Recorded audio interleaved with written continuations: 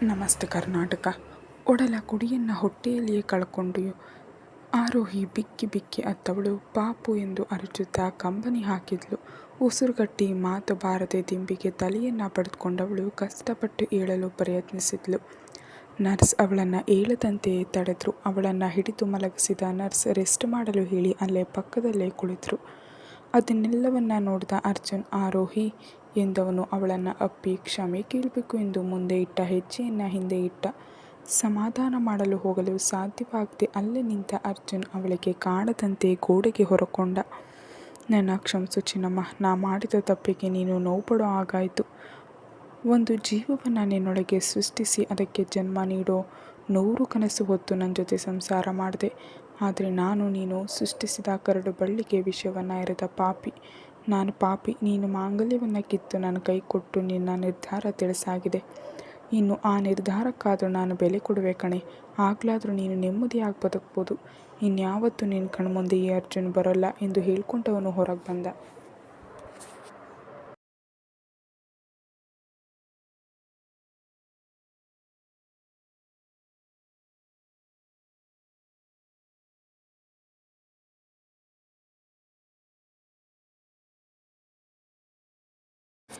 ದಿನಗಳು ಉರುಳಿತ್ತು. 1 ತಿಂಗಳ ಮೇಲೆ ಆರೋಹಿ ಮೆಲ್ಲ ಚೇತರಿಸ್ಕೊಂಡಿದ್ಲು. ಈ ದಿನಗಳಲ್ಲಿ ಒಂದು ದಿನವೂ ಅರ್ಜುನ ಅವಳ ಎದುರು ಕಾಣಿಸಲಿಲ್ಲ. ದೂರದಿಂದ ನೋಡ್ತಿದ್ದ. ತನ್ನ ಅತ್ತೆ ಮತ್ತು ಕುಟುಂಬದವರ ಬಳಿ ತನ್ನ ನಿರ್ಧಾರ ಹೇಳಾಗಿತ್ತು. ಯಾರು ಬೇಡ ಅಂದರೂ ಆರೋಹಿಗಾಗಿ ಎಂದು ಎಲ್ಲರನ್ನ ಒಪ್ಪಿಸಿದ್ದ. ಯಾರ ಬಳಿಯೂ ಮಾತು ಕೂಡ ಆಡದೆ ತನ್ನ ಪಾಡಿಗೆ ತಾನು ಕೆಲಸ, ಗದ್ದೆ, ತೋಟ ಎಂದು ತನ್ನ ನೋವನ್ನು ಮರೆಯಲು ಪ್ರಯತ್ನ ಪಡ್ತಿದ್ದ. ಆರೋಹಿಯನ್ನು ನೋಡಲು ಮಾತ್ರ ಹಾಸ್ಪಿಟಲ್ಗೆ ಪ್ರತಿದಿನ ಬರ್ತಿದ್ದ.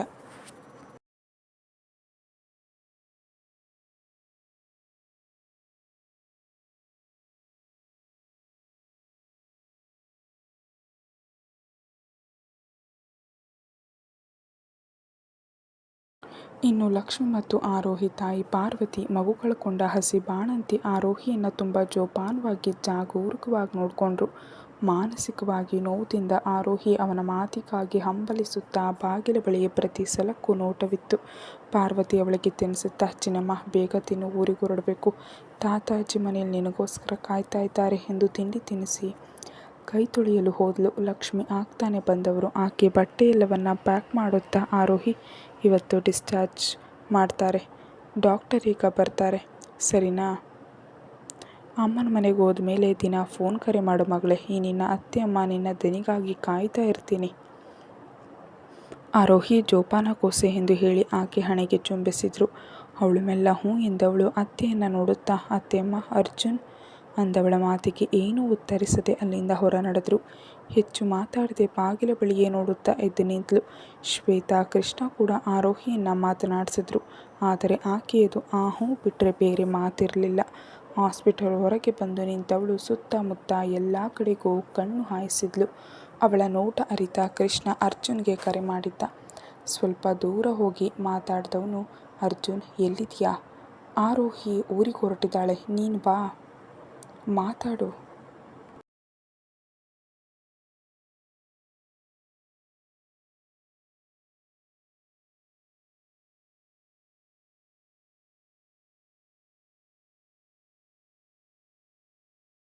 ಅವಳು ನಿನಗಾಗಿ ಕಾಯ್ತಿದ್ದಾಳೆ ಕಣೋ ಎಂದು ಹೇಳಿ ಕರೆ ತುಂಡರಿಸಿದ.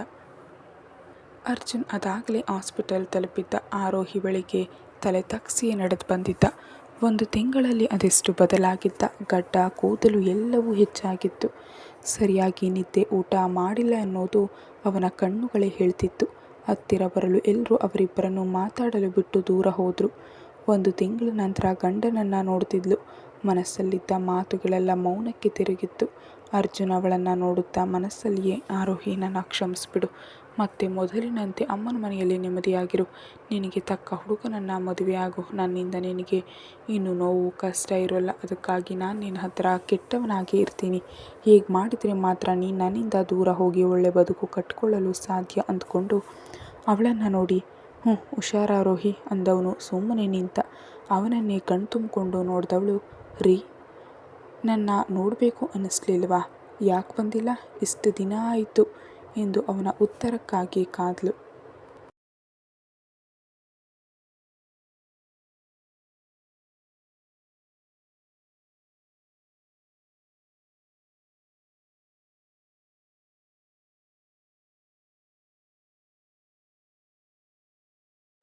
ಅರ್ಜುನ್ ಬರ್ತಿದ್ದ ಅಳುವನ್ನು ಒತ್ತಿ ಹಿಡಿದು, ನಿನಗಾಗಿ ಕಾಯದ ದಿನಗಳಿಲ್ಲ, ನಿನ್ನ ಹತ್ರ ಮಾತಾಡಬೇಕೆಂದು ಪ್ರತಿದಿನವೂ ಕಾದಿದ್ದೇನೆ.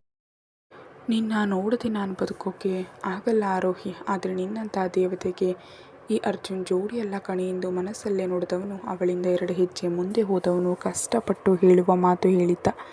ವಿಷ ಹಾಕಿದ ನಂಬಿಕೆ ದ್ರೋಹಿನ ನಾನ್ಯಾಕೆ ನೋಡೋಕೆ ಬರಲಿ? ನಿನ್ನಿಂದ ಈ ಮನೆಯಲ್ಲಿ ನಡೆದದ್ದು ಎಲ್ಲವೂ ಸಾಕು. ಇನ್ನು ನಿನ್ನ ತವರು ಮನೆಗೆ ಹೋಗು. ನನಗೆ ಹಾಗಾದರೂ ನೆಮ್ಮದಿ ಆರೋಹಿ. ತಾಳಿ ಕಿತ್ಕೊಟ್ಟವಳಿಗೆ ಇನ್ನು ನನ್ನ ಜೊತೆ ಸಂಸಾರ ಮಾಡೋಕ್ಕೆ ನಾನು ಅನುಮತಿ ಕೊಡಲ್ಲ. ನನ್ನ ಮನೆಗೆ ಮತ್ತೆ ಕಾಲಿಡಬೇಡ ಎಂದು ಹೇಳಿದವನು ಅವಳ ಕೈಗೆ ಡಿವೋರ್ಸ್ ಪೇಪರ್ ಕೊಟ್ಟ. ಅವಳು ಅಳುತ್ತಾ ಅವನನ್ನೇ ನೋಡುತ್ತಾ, ರೀ, ನಿಮ್ಗಿನ್ನೂ ನಂಬಿಕೆ ಬಂದಿಲ್ವಾ? ನಮ್ಮ ಮಗುನ ಕಳ್ಕೊಂಡಿದ್ದೀವಿ ರೀ, ನಿಮಗೆ ಅದರ ಮೇಲೂ ಕರುಣೆ ಇಲ್ವೇ? ನಿಮ್ಮ ನಂಬಿಕೆ ಉಳಿಸ್ಕೊಳ್ಳಲು ಯಾರೋ ವಿಷ ಹಾಕಿದ ಹಾಲನ್ನು ಕುಡಿದೆ ನಮ್ಮ ಪಾಪುನ ಕಳ್ಕೊಂಡೆ, ಆದರೆ ನೀವು ಎಂದು ಕೇಳಿದವಳ ನೋಡುತ್ತಾ ಅವಳ ಮುಂದೆ ಕೈಕಟ್ಟಿ ನಿಂತವನು,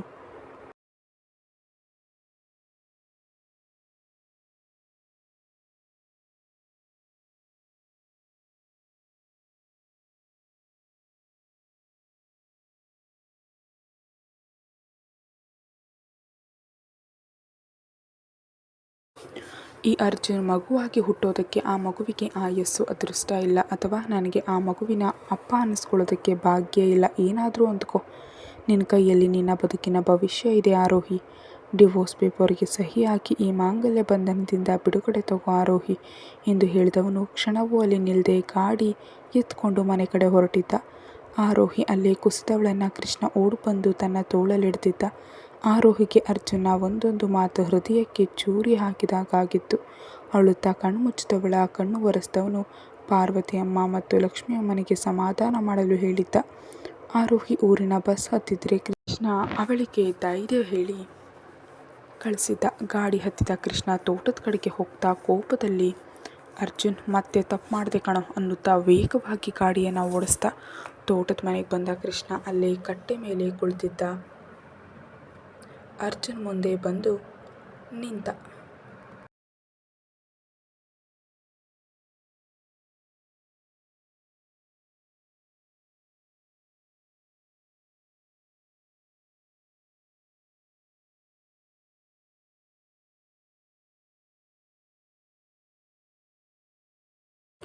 ಕೋಪದಲ್ಲಿ ಪಂಚೆ ಎತ್ತಿ ಮೇಲಕ್ಕೆ ಕಟ್ತವನು, ಏನ್ಲ ನಿಂದು, ನಿಂಗೆ ಯಾವ ದೇವ ಮೈಗೆ ಬಂದು ಕೂತೈತೆ? ಓ, ಹೀಗೇನು ದೊಡ್ಡ ತ್ಯಾಗಿ ಅನ್ನೋ ನೆನಪೋ ನಿಮಗೆ? ಎದ್ದೇಳೋ ಮೇಲೆ, ಹೆಂಡ್ತಿ ಬಿಟ್ಟು ಮಠ ಸೇರ್ಕೋಬೇಕು ಅಂತಿದ್ಯಾ?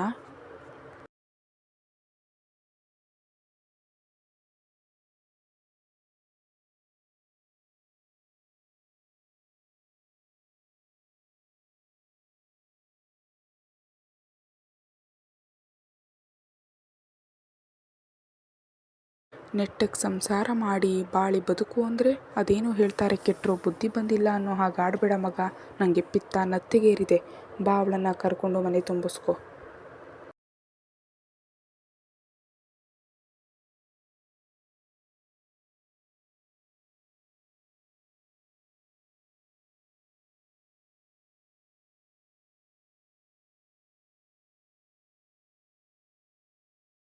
ಏಳೋ ಮೇಲೆ ಎಂದು ಕೋಪದಲ್ಲಿ ನುಡಿದವನ ನೋಡಿದ ಅರ್ಜುನ್ ಏನು ಮಾತಾಡದೆ ಮನೆ ಒಳಗೆ ಹೋಗಿದ್ದ. ಶ್ವೇತಾಗೆ ಕಾಫಿ ಮಾಡಲು ಹೇಳಿದ ಅರ್ಜುನ್ ಅವಳನ್ನು ಸೋಫಾ ಮೇಲೆ ಕೂರಿಸಿ ತಾನು ಕೆಳಗೆ ಕುಳಿತು ಅವನ ಮಡಿಲಲ್ಲಿ ತಲೆ ಇಟ್ಟವನನ್ನು ನೋಡಿ ಕೃಷ್ಣನಿಗೆ ಕಣ್ಣು ಕಂಬನಿ ಮಿಡಿದಿತ್ತು. ಅವನ ತಲೆಯನ್ನು ಪ್ರೀತಿಯಿಂದ ಸವರಿದವನು, ಏನ್ಲ ಇದು, ನಿಂಗೇನು ಬೇಕೋ? ನೀನು ಮಾಡ್ತಾ ಇರೋದು ಸರಿ ಏನೋ? ಹಾಗಾದರೆ ಮದುವೆ ಯಾಕೋ ಆದೆ? ಮೊದಲೇ ತಪ್ಪು ಮಾಡಾಗಿದೆ ಅರ್ಜುನ್. ಈಗ ಮತ್ತೆ ಅದು ತಪ್ಪು ಮಾಡಬೇಡ ಕಣೋ. ಕೋಪದಲ್ಲಿ ನಿರ್ಧಾರ ತಗೋಬೇಡ ಕಣ್ಲ. ಅವತ್ತು ಅವಳಿಂದ ದೂರ ಇರುವಂತ ನಾನೇ ಕೋಪ ಕೇಳಿದೆ, ಆದರೆ ನೀವಿಬ್ಬರು ಈ ರೀತಿ ದೂರ ಇರುವುದು ನನಗೆ ನೋಡೋಕ್ಕಾಗ್ತಿಲ್ಲ ಕಣ್ಲ. ಹೇಳೋ, ಮಾತಾಡೋ, ಆರೋಹಿನ ಮನೆಗೆ ಮತ್ತೆ ತುಂಬಿಸ್ಕೊಳ್ಳೋ ಎಂದು ಮತ್ತೆ ಕೇಳಿದವನ ಕೈಯನ್ನು ಹಿಡಿದು ತನ್ನೆದೆಗೆ ಹಿಡ್ಕೊಂಡ ಅರ್ಜುನ್ ಕಣ್ಣೀರಾಕಿದ್ದ.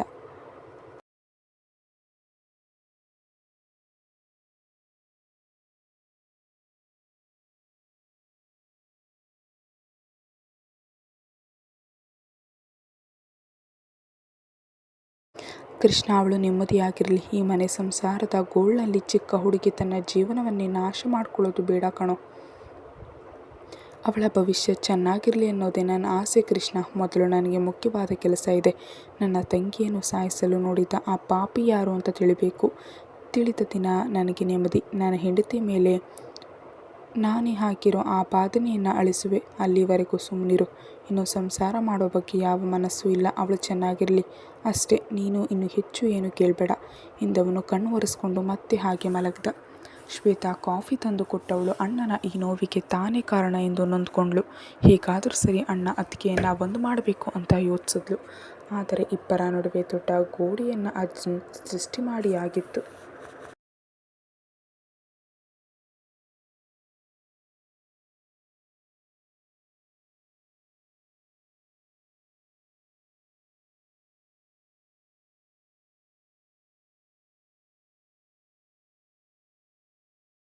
ಮನೆಗೆ ಬಂದ ಆರೋಹಿ ಯಾರ ಬಳಿಯೂ ಮಾತಾಡದೆ ರೂಮ್ ಸೇರಿದವಳು ಅಳುತ್ತಾ ಅಲ್ಲೇ ಮಂಚಕ್ಕೆ ಹೊರಗೆ ಕುಳಿತಳು.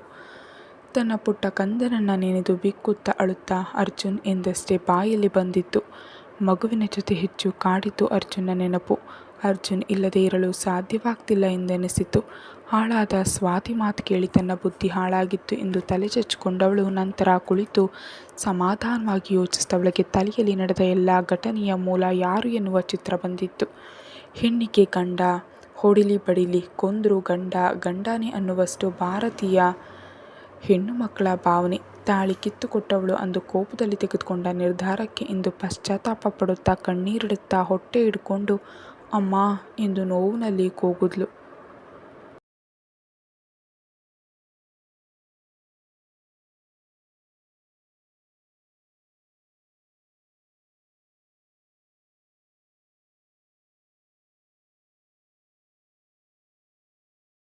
ಅಜ್ಜಿ ಸರಸ್ವತಿ ಮತ್ತು ಅಜ್ಜ ಆಕೆ ಸ್ವರ ಕೇಳಿ ಓಡು ಬಂದು ಮೊಮ್ಮಗಳನ್ನು ಅಪ್ಪಿದ್ರು.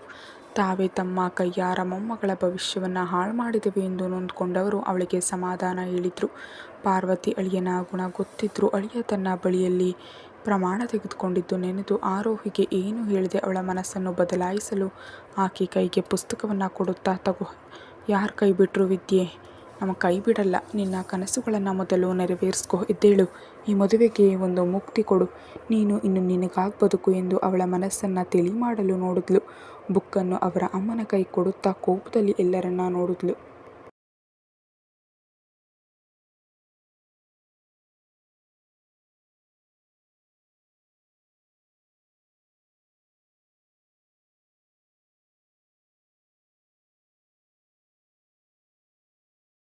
ಲೇ ಪಾರ್ವತಮ್ಮ, ಹುಚ್ಚ ನಿನಗೆ ಎಂದು ಕೂಗಿದವಳ ನೋಡಿ ಎಲ್ಲರೂ ಭಯದಲ್ಲಿ ಎದ್ದು ನಿಂತರು.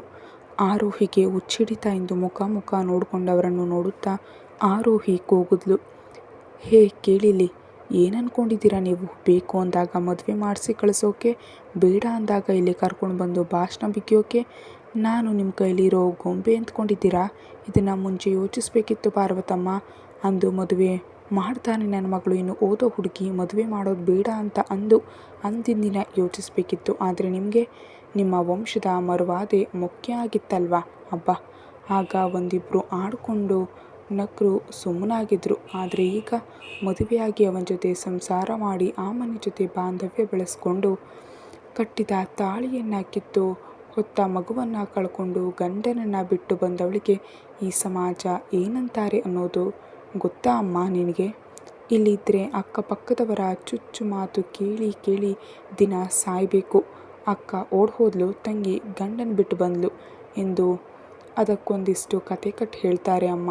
ನಿನ್ನ ಮಗಳು ಕಾಲೇಜು ಮೆಟ್ಟಿಲು ಹತ್ತೋದಿರಲಿ, ಅಲ್ಲಿಂದ ಹೊಸ್ತಿಲು ಮೆಟ್ಟಿಲು ದಾಟೋಕ್ಕೂ ನನ್ನ ಬಿಡೋಲ್ಲ ಈ ಕೆಟ್ಟ ಜನ.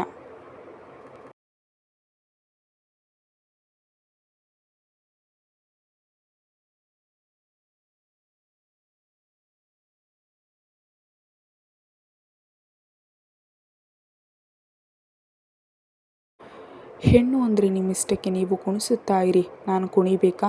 ಇಲ್ಲ ಪಾರು, ಇಲ್ಲ. ಇನ್ನು ಈ ಆರೋಹಿ ಯಾರಿಗೋಸ್ಕರ ಅಳುತ್ತಾ ಅಥವಾ ಕೈಕಟ್ಟಿ ಕೂರಲ್ಲ. ಹೌದು, ತಾಳು ಕಿತ್ತಿಕೊಟ್ಟೆ, ಅವನಿಗೆ ಅವನ ತಪ್ಪು ಅರ್ಥ ಆಗಲಿ ಅಂತ ಕಿತ್ತುಕೊಟ್ಟೆ. ಆದರೆ ನಿನ್ನ ಅಳಿಯನಿಗೆ ಎಲ್ಲಿಂದ ಬುದ್ಧಿ ಬರಬೇಕು? ಅವನ ತಲೆಯಲ್ಲಿ ಆ ಗದ್ದೆ ಜೇಡಿ ಮಣ್ಣು ಬಿಟ್ಟರೆ ಏನೂ ಇಲ್ಲ ಎಂದು ಕೋಪದಲ್ಲಿ ಕೂಗಲು ಎಲ್ಲರೂ ನಗುತ್ತಾ ಬಾಯಿಗೆ ಕೈ ಅಡ್ಡ ಇಟ್ಕೊಂಡ್ರು. ಆರೋಹಿ ಗೋಡೆ ಮೇಲಿರುವ ಮದುವೆ ಫೋಟೋ ನೋಡುತ್ತಾ, ಅವನಿಗೆ ಸರಿಯಾಗಿ ಬುದ್ಧಿ ಕಲಿಸಲಿಲ್ಲ ಅಂದರೆ ನನ್ನ ಹೆಸರು ಆರೋಹಿ ಅರ್ಜುನ್ ಗೌಡನೇ ಅಲ್ಲ. ನೀವೆಲ್ಲರೂ ಕಿವಿ ಕೊಟ್ಟು ಕೇಳಿಸ್ಕೊಳ್ಳಿ. ಗಂಡ ಹೆಂಡತಿ ಮಧ್ಯೆ 1000 ಬರುತ್ತೆ, 1000 ಹೋಗ್ತದೆ. ಆದರೆ ಹಾಗಂತ ನಮ್ಮಿಬ್ಬರ ಮಧ್ಯೆ ಇರೋ ಮಾಂಗಲ್ಯ ಬಂಧನ ಕಿತ್ತು ಹೋಗಲ್ಲ. ಅದನ್ನು ಅವನ ಕೈಯಲ್ಲಿ ಮತ್ತೆ ಕಟ್ಟಿಸ್ಕೊಂಡು ಸಂಸಾರ ಮಾಡ್ತೀನಿ. ಇನ್ನು ಈ ಆರೋಹಿ ಅತ್ತಿದ್ದು ಕರೆದಿದ್ದು ಸಾಕು. ನನ್ನ ಮಗುಗೆ ವಿಷ ಹಾಕಿ ಕೊಂದದ್ದು ಅಲ್ಲದೆ ನನ್ನ ಗಂಡನನ್ನು ನನ್ನಿಂದ ದೂರ ಮಾಡಿದ್ರು ಅಲ್ವಾ. ನನ್ನ ಪ್ರೀತಿ ಸುಳ್ಳಲ್ಲ. ಬದುಕಲ್ಲಿ ಸಾಧಿಸೋಕೆ ನನ್ನ ಗಂಡನ ಜೊತೆ ನಿಂತರೆ ಮಾತ್ರ ನಾನು ಮುಂದೆ ಹೋಗುವೆ. ಅವನನ್ನು ಹೇಗೆ ದಾರಿಗೆ ತರಬೇಕು ಅಂತ ಗೊತ್ತು. ಇಷ್ಟು ದಿನ ಅವನು ಆರೋಹಿ ಅಂದರೆ ಮುಗ್ಧೆ ಅಂದ್ಕೊಂಡಿರುವ. ಇನ್ನು ನಿಮ್ಮ ಅಳಿಮೈನಿಗೆ ಈ ಭದ್ರಕಾಳಿಯ ದರ್ಶನ ಮಾಡಿಸಿದ್ರೆ ಸರಿಯಾಗ್ತಾನೆ.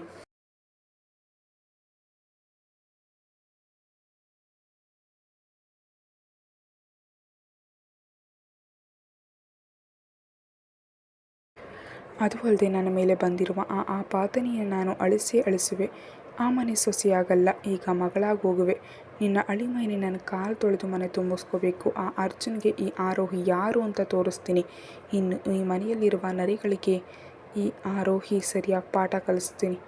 ಅಜ್ಜಿ ನೀವು ಚಿಂತೆ ಮಾಡಬೇಡಿ. ಮುಂದಿನ ವರ್ಷ ಮೊಮ್ಮಗು ಹೆತ್ತು ಬರ್ತೀನಿ. ಗಂಡನನ್ನು ನನ್ನಿಂದ ದೂರ ಮಾಡಿದ್ರಲ್ವಾ. ನನ್ನ ಪ್ರೀತಿ ಸುಳ್ಳಲ್ಲ. ಬದುಕಲ್ಲಿ ಸಾಧಿಸೋಕೆ ನನ್ನ ಗಂಡನ ಜೊತೆ ನಿಂತರೆ ಮಾತ್ರ ನಾನು ಮುಂದೆ ಹೋಗ್ತೀನಿ. ಅವನನ್ನು ಹೇಗೆ ದಾರಿಗೆ ತರಬೇಕು ಅಂತ ಗೊತ್ತು. ಇಷ್ಟು ದಿನ ಅವನು ಆರೋಹಿ ಅಂದರೆ ಮುಗ್ಧೆ ಅಂದ್ಕೊಂಡಿರುವ. ಇನ್ನು ನಿಮ್ಮ ಅಳಿಮೈನಿಗೆ ಈ ಭದ್ರಕಾಳಿಯ ದರ್ಶನ ಮಾಡಿಸಿದ್ರೆ ಸರಿಯಾಗ್ತಾನೆ. ಕತೆ ಮುಂದುವರಿಯುತ್ತೆ. Thank you so much for watching.